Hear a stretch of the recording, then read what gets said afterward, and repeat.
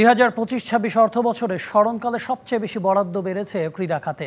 এবারে বরাদ্দ 2423 কোটি টাকা, যা গত বছরের তুলনায় 842 কোটি 21 লাখ টাকা বেশি। এবারের বাজেটে মিনি স্টেডিয়াম নির্মাণ ছাড়াও রাখা হয়েছে একাধিক উন্নয়ন প্রকল্প, বর্ধিত করা হবে বিভিন্ন ক্রীড়া স্থাপনার সুযোগ সুবিধাও।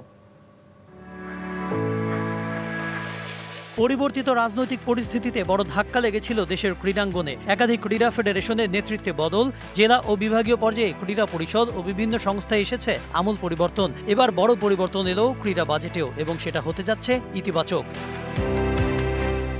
অর্থ উপদেষ্টা সালেহ উদ্দিন আহমেদ 2025-26 অর্থ বছরের জন্য যুব ও ক্রীড়া মন্ত্রণালয়ের অনুকূলে 2423 কোটি টাকার বাজেট প্রস্তাব করেন, যা গত অর্থ বছরে পাশ হওয়া বাজেটের তুলনায় 842 কোটি 21 লাখ টাকা বেশি।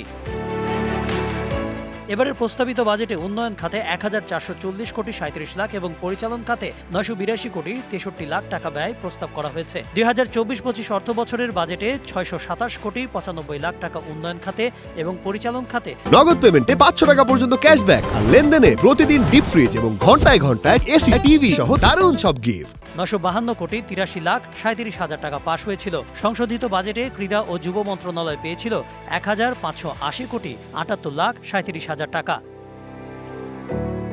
2025-26 অর্থ বছরে যুব ও ক্রীড়া মন্ত্রণালয়ের আওতায় যেসব প্রকল্প বাস্তবায়ন করা হবে তার মধ্যে উল্লেখযোগ্য উপজেলা পর্যায়ে মিনি স্টেডিয়াম নির্মাণ প্রকল্প, নড়াইলে বীরশ্রেষ্ঠ নূর মোহাম্মদ স্টেডিয়াম ও টেবিল টেনিস ভবনের অধিকতর উন্নয়ন এবং ইনডোর স্টেডিয়াম ও ভলিবল স্টেডিয়াম নির্মাণ প্রকল্প।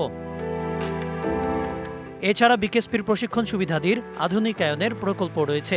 এর বাইরে বাজেটে জাতীয় ও আন্তর্জাতিক পর্যায়ে বিভিন্ন প্রতিযোগিতার আয়োজন, অংশগ্রহণ ও জাতীয় ক্রীড়া পুরস্কার প্রদান, ক্রীড়াক্ষেত্রে প্রতিভা অন্বেষণের জন্য বরাদ্দ রাখা হয়েছে। Kanak Mahmud, DBC news, Dhaka.